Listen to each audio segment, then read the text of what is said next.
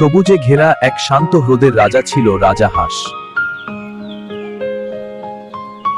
হ্রদের পাশেই থাকত এক শান্ত আর বুদ্ধিমান বিড়াল, মিউ।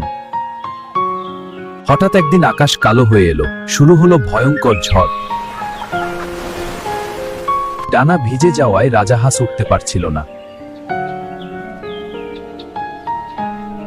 সবাই ভয় পেলেও মিউ ভয় পেল না।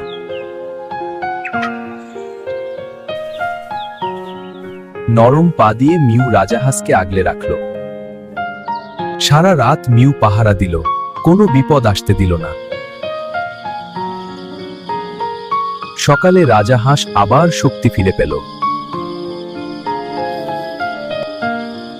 আজ থেকে তুমি আমার বন্ধু, মিউ। বন্ধুত্ব চেহারা দেখে নয়, হৃদয় দেখে হয়।